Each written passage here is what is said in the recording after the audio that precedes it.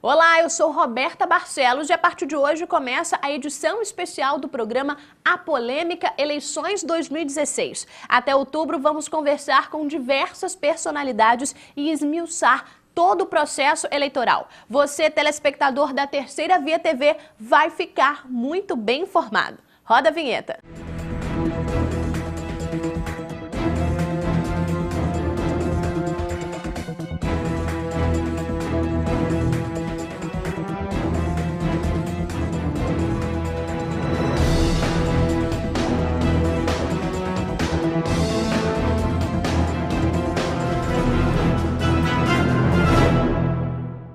Olá, está começando o programa A Polêmica Especial Eleições e a gente vai conversar com a advogada, a Priscila Marins, ela que é especialista em justiça eleitoral e vai nos tirar algumas dúvidas sobre todo esse processo. Priscila, primeiramente a gente quer entender um pouquinho quais são essas novas regras eleitorais e se é que elas existem. Mudou muita coisa? A reforma eleitoral que se chama, né, que a mídia tem chamado muito de mini-reforma eleitoral, inclusive a própria Justiça Eleitoral tem dito como mini-reforma eleitoral, eu tenho me posicionado muito no sentido de não ser propriamente dita uma mini-reforma eleitoral, porque muita coisa que ainda precisa ser mudada não foi mudada. Então, eu entendo que houve, sim, uma renovação conservadora da Justiça Eleitoral, não propriamente dita uma mini-reforma, apesar de terem sido lançados no processo eleitoral algumas modificações importantes, né, mas que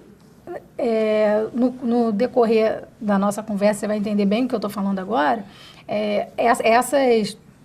Essas modificações que vieram, elas não trazem consigo o que a jurisprudência, ou seja, o que os tribunais vão julgar em relação a essas reformas de uma maneira substancial. Então, porque eu tenho um texto na lei, né, que é o texto formal, e a maneira de aplicar esse texto. Então, eu acho que o grande problema nesse ano não vai ser nem o que está na lei, porque está na lei, todo mundo conhece, todo mundo pode ler, basta dar uma olhadinha. Mas como essa lei será aplicada num processo eleitoral, principalmente se tratando de eleições municipais, onde a gente tem um volume muito maior e muito grande de demandas eleitorais, isso é o que a gente vai ver no decorrer também do próprio processo eleitoral em si. Esse ano, as eleições acontecem no dia 2 de outubro e o processo de campanha eleitoral ele é mais curto. Por que houve essa alteração? 45 dias, se eu não me engano. Isso. Para a gente entender, a gente tem que entender como que era, né? Uhum. O processo eleitoral, na verdade, começava em si mesmo a partir de julho, 3 meses antes da eleição. Então, nós tínhamos um processo eleitoral de 90 dias, né? E o objetivo de encurtar o processo eleitoral foi evitar campanhas milionárias, ou seja, reduzir o custo de uma campanha eleitoral, né? E dificultar a existência de Caixa 2, né? Permitir que candidatos que tenham poucos recursos financeiros também tenham a mesma condição na disputa eleitoral, entendeu? Então, esse foi o espírito da lei. Entendi. Entendeu? Agora, quais são as sanções para os candidatos, né, não burlarem essas leis? Então, aí depende do que o candidato vai burlar. Então, por exemplo, antes, se a gente estivesse na vigência da lei anterior, a gente já estava começando a entrar no processo eleitoral, né? Se a gente parar para pensar que a eleição é 2 de outubro, o nosso processo eleitoral estaria começando no 2 de julho, né? E aí a gente já poderia estar falando em campanha eleitoral, em propaganda eleitoral. Agora, a gente ainda não entrou no processo eleitoral. E é isso que tanto o eleitor como o pré-candidato tem que ter ciência, que a propaganda eleitoral ela só começa após o dia 15 de agosto. Porque o dia 15 de agosto é um marco para o início do processo eleitoral em si, que é o último dia de prazo para o registro de candidatos. Entendi. Entendeu? Então, as sanções para quem faz uma propaganda antecipada, e o próprio nome já diz, se ela é antecipada é porque ela é anterior ao período vedado. Então, se eu posso fazer uma propaganda a partir do dia 15 de agosto e eu faço antes, aquela que não é permitida, eu vou sofrer as sanções da lei, que variam desde multa, recolhimento da propaganda e até mesmo uma ação de investigação judicial eleitoral, que é uma ação própria para apurar se houve abuso de poder econômico nas eleições e a pessoa pode, inclusive, perder o registro de candidatura e ser cassado.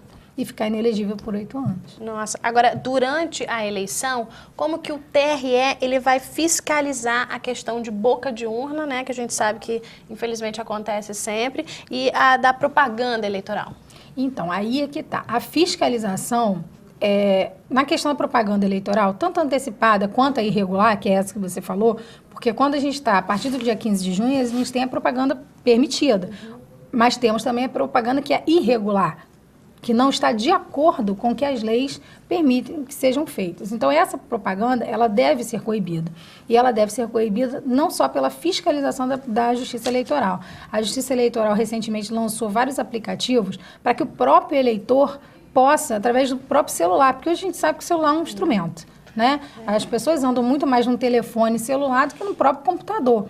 Então, existe já um aplicativo da Justiça Eleitoral que permite que o próprio eleitor, e aí o eleitor, quando eu falo, eu englobo os candidatos, pré-candidatos, qualquer pessoa, a fazer comunicados à Justiça Eleitoral, inclusive denúncias para que seja apurada determinada prática de propaganda extemporânea, irregular, e inclusive a boca de urna, porque a boca de urna que a gente tem chamado, que hoje eu defendo inclusive que não existe boca de urna, tá? Hoje o candidato não faz mais boca de urna, porque boca de urna era aquela de você pegar o panfletinho do candidato na hora da eleição e distribuir. Hoje em dia o candidato pratica a compra de votos. É verdade. A gente sabe, né? Porque hoje em dia boca de urna não elege ninguém mais não.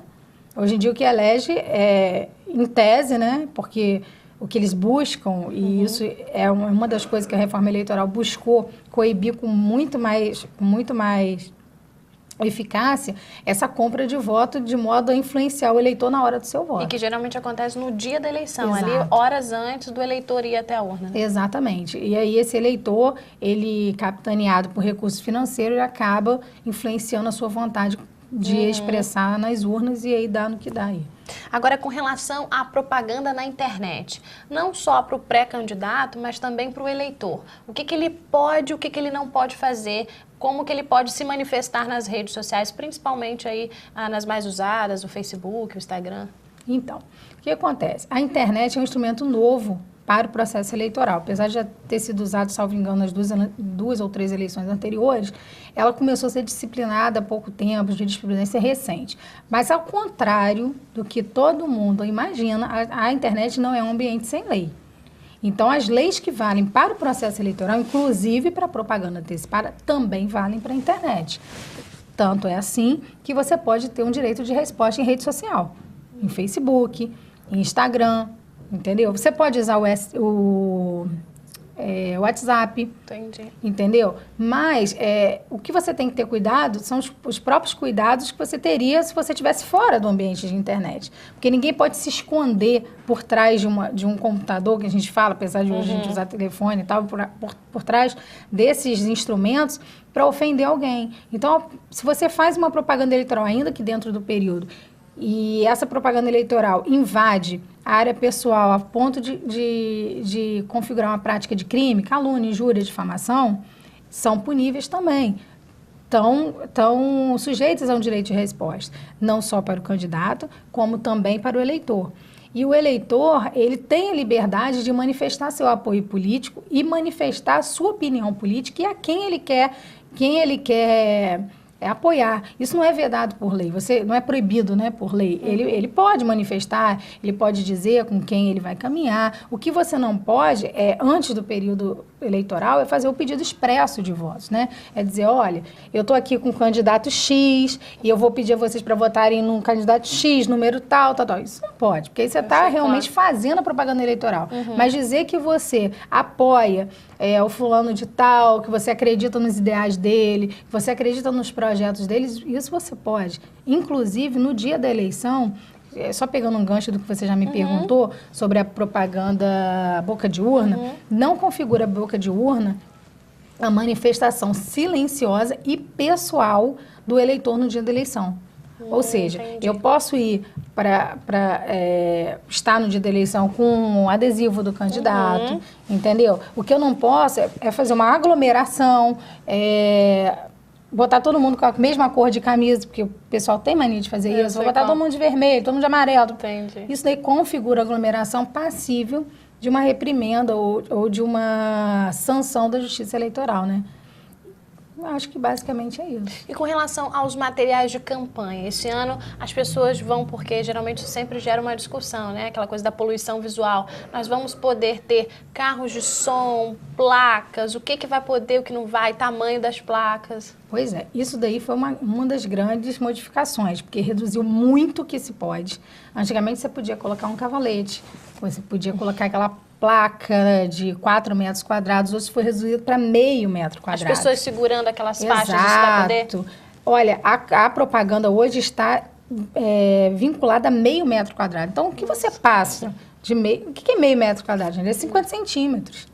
Né? Então, é muito difícil você configurar isso. O que ainda pode, e que eu acho até uma coisa meio... Sinceramente, eu não vejo muito sentido, mas pode. É você colocar mesas na rua, né, para distribuição de material, desde que você não incomode a mobilidade urbana, né? Entendi. Mas é uma coisa meio sem sentido, né? Você botar uma mesa de apoio para... Enfim, É verdade. mas pode. Bandeira, pode. E a questão do adesivo em carro também, né? Que é muito importante. O adesivo em carro segue o mesmo tamanho e a permissão do adesivo microperfurado no tamanho da traseira do veículo. Então, dependendo da traseira do veículo, você pode cobrir a traseira inteira com um adesivo microperfurado. O que as pessoas têm que tomar cuidado, e aí não vai só para o eleitor, vale principalmente para o candidato, que pode ser multado também, é no efeito visual da propaganda. Porque o que acontece? Muitas vezes você pode ter uma propaganda de meio metro quadrado. Então, o que as pessoas têm mania de fazer? Eu pego a propaganda de meio metro aqui e ponho a outra do lado. Então, seu efeito visual passou o tamanho permitido pela Justiça Eleitoral. Isso também não pode. O efeito visual, ele é considerado na hora de você saber se a campanha, se a propaganda, o instrumento da campanha, ele está regular ou irregular. Então, a placa que eu posso ter na minha casa tem que ter no máximo 50 Você não centímetros. pode ter placa. Não, é? Não, Vale. não pode ter placa. Você pode ter um adesivo do candidato até meio metro. No portão só, se for o caso. Aquelas coisas das placas enormes. Não pode. Não pode mais. Então, é meio metro. Então, assim, será, na verdade, o material adesivo ou papel? Vai ser até difícil você usar isso, porque choveu, acabou, né? É verdade. Então, eu acho que vai acabar um pouco essa poluição visual. E o próprio candidato tem que ter isso em mente, né? Ele tem que entender que a poluição visual, a sujeira nas ruas, a degradação do meio ambiente, é uma coisa que depois encontra sua própria campanha. Então, se tiver essa responsabilização do próprio candidato, que acaba doutrinando o seu eleitor, a gente evita não só problemas a nível de justiça eleitoral, mas como problemas também de poluição do meio ambiente. Você falou que o papel vai poder ser permitido. No dia da eleição, a gente vê aquelas... Não pode. Papel. No dia da eleição, não. Ah, tá. Então é legal dizer. No dia da eleição, o papel não vai poder ser permitido. Geralmente, quando a gente costuma acordar no dia da eleição, vê a cidade completamente suja, né? Pois é. Como é que vai ser isso? O candidato, ele pode ser multado? Olha só, o derrame de material, que é o que você está falando, ele é disciplinado e ele é proibido, entendeu? Tanto para quem produz o derrame, para quem joga na rua, né? Vamos ser bem práticos e dizer... Eu não sei se você já viu, mas muitas vezes eu vi o candidato... tá passando um carro na rua, a pessoa vai e joga pela janela. Se a Justiça Eleitoral, a fiscalização pegar isso, a pessoa será abordada, o material será recolhido, poderá ser multado e, dependendo do caso, o próprio candidato também será responsabilizado. Então, é bom que essa consciência não dure só até o período que pode ser feito, mas que também se estenda, entendeu? Para evitar esse tipo de coisa. Porque, infelizmente, a gente tem que... O eleitor não é burro mais, gente. É claro. Com a quantidade de informação que a gente tem, você não pode hoje ficar subestimando o eleitor, né? E não adianta você achar que você vai jogar papel na rua, que a pessoa vai votar em você, porque não vai. Dependendo do esclarecimento da pessoa, inclusive, ela não vai votar porque você está sujando a cidade que ela vive. É verdade. Entendeu? Então... E no dia da eleição, caso o eleitor flagre uma situação dessa, como que ele pode fazer para denunciar? Existe um canal? Então, existe sim. Existe o próprio aplicativo que eu estou te falando. Eu não sei se o aplicativo já está disponibilizado. Eu estava em fase final da última vez que eu olhei, mas em breve estará disponibilizado. E também, geralmente isso não acontece em locais longínquos à área de votação, né? Geralmente acontece próximo aos locais onde está sendo realizada as votações. E aí, nestes locais, geralmente tem a presença de guarda municipal, polícia, próprios agentes do tribunal, e cabe à pessoa, inclusive, identificar, anota a placa, tira foto, filma e leve a demanda para a Justiça Eleitoral, que a Justiça Eleitoral com certeza irá analisar. Agora, com relação à doação de campanha, como é que funciona essa situação? Como é que o candidato pode receber essa doação de campanha e como que ela pode ser feita? Então, a doação de campanha é um dos grandes temas da Justiça Eleitoral desse ano. E é um dos grandes problemas que a maioria dos candidatos vai acabar enfrentando nesse período eleitoral, porque não estão preparados para isso. Não só os candidatos, como as próprias campanhas em si. Quando eu falo campanha, não estou falando do candidato individual, estou falando do grupo inteiro, né? Houve mudanças muito drásticas, inclusive a proibição da doação por pessoa jurídica é uma coisa que vai trazer um problema muito grande para essas candidaturas, né? Porque a gente está vendo aí que a maioria das campanhas sempre foi financiada por pessoa jurídica, porque quem detém um capital maior, quem detém dinheiro mesmo para financiar. Verdade. E hoje em dia elas não podem financiar. Então você só pode receber doação de pessoa física, né? Pessoa física sou eu, você, seu irmão, enfim. E aí dentro de um limite. Entendi. E qual seria esse limite? 10% do rendimento declarado no ano anterior, em relação ao ano anterior. Então você fez seu imposto de renda esse ano, aquilo que você declarou que você teve de rendimentos do ano passado é o seu parâmetro para o que você pode doar esse ano. Então, você pode doar 10% daquilo que você declarou, entendeu? Entendi. E isso daí, as pessoas, às vezes, não dão muita atenção e a gente pega, muitas vezes, a pessoa que doou respondendo, né, por processo, por doação irregular, né, e aí isso também gera uma ação de investigação por abuso de poder, né, e não sabe nem por que está respondendo aquilo, porque tinha o dinheiro para doar, mas você não declarou, então você não pode doar, você tem que ter um limite, entendeu? E isso é preocupante, né? A própria amarração que a Justiça Eleitoral fez em relação a isso, para poder identificar as pessoas que estão doando, é muito grande. E fora isso, as amarrações que a própria lei prevê, tem a análise substancial que eu te falei anteriormente, né? Eu voltei recentemente de um ciclo de palestra do TSE, né, que aconteceu na semana passada, né, no finalzinho de junho, e lá algumas questões foram abordadas e algumas questões muito preocupantes,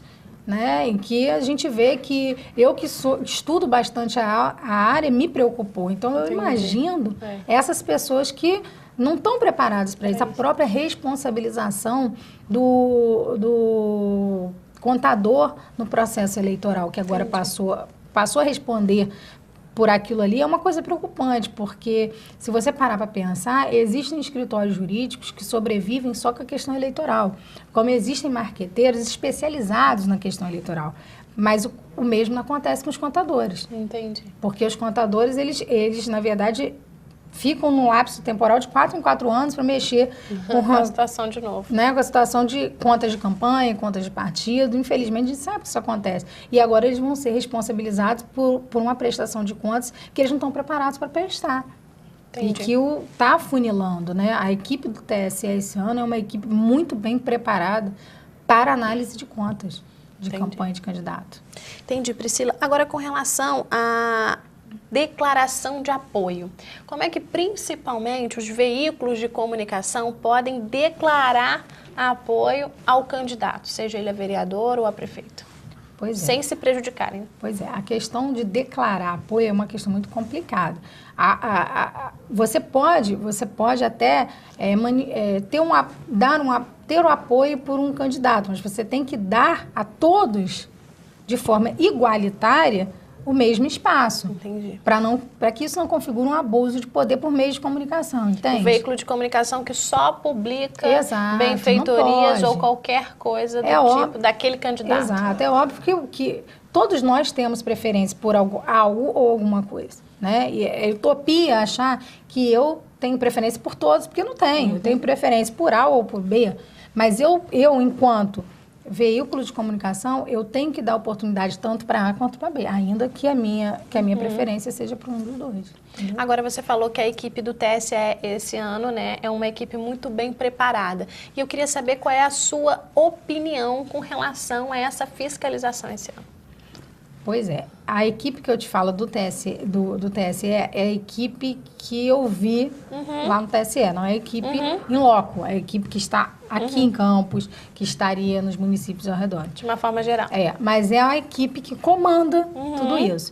E a pessoa responsável por essa equipe demonstra ter um conhecimento não só na área de julgar, mas como também na área que já esteve por trás do julgamento. Por exemplo, com aquela pessoa que também já foi contador de campanha eleitoral. Então, ele sabe os meandros que ali...